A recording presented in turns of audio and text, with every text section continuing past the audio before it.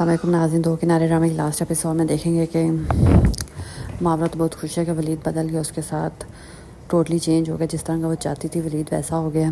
मावरा फिर भी पूछ लेती है कि आप मेरा इतना ख्याल क्यों रख रहे हैं। तो वलीद उसे कहता है कि जब से मेरी शादी हुई है तुमने मुझसे इतनी मोहब्बत की, इतना मेरा ख्याल रखा है, तो ये तो कुछ भी नहीं है।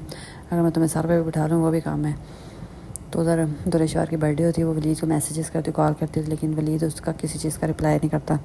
तो इन दी एंड दुरेश्वर उसके ऑफिस जाके बैठ जाती है। जब वलीद ऑफिस जाता है कि दुरेश्वर उसके ऑफिस में बैठी होती है, तो वलीद कहता है तुम यहाँ क्या कर रही हो। तो दुरेश्वर कहती मेरी बर्थडे थी, आपने मुझे विश भी नहीं किया, मैंने आपको इतने मैसेजेस किए, कॉल किया, आपने रिप्लाई भी नहीं किया, इसलिए मेरा ऑफिस आना तो बनता ही था ना।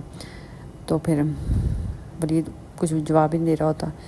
तो दुरेश्वर भी कहती है कि क्या आप मुझसे नहीं शादी करेंगे, मुझे नहीं अपनाएंगे। तो वलीद कहता है नहीं, एक बात समझ नहीं आती।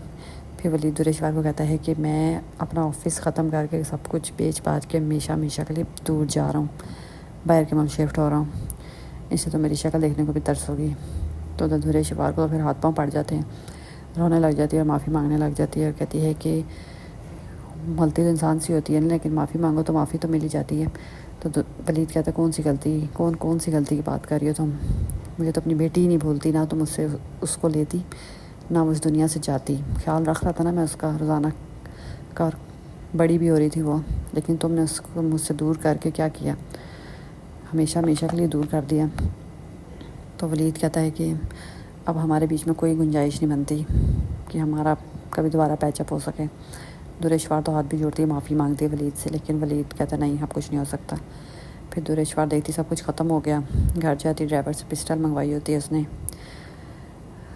तो आखिरी ऑप्शन उसके पास यही बचती है। उधर दुरेश्वर की माँ परेशान हो रही होती है कि पता नहीं उसकी बेटी किस हाल में है। उसकी घर मुलाजमा को फ़ोन करती है, तो अभी फ़ोन ही करती, पीछे गोली चलने की आवाज़ आ जाती है। तो दुरेश्वर की माँ कहती है कैसी बात है। तो मुलाजमा भाग के जाती है दुरेश्वर के कमरे में और वहाँ पे देखती है कि दुरेश्वर ने अपने आप को गोली मार ली, क्योंकि दुरेश्वर से बिल्कुल बर्दाश्त नहीं हो रहा था कि वलीद उसकी तरफ देख नहीं रहा, उससे बात नहीं कर रहा। तो खुदकुशी कर लेती है, अपनी जान ले लेती है और बाकी सारे अपनी अपनी ज़िंदगी में खुश, और दुरेश्वर अपने अंजाम को पहुंच जाती है।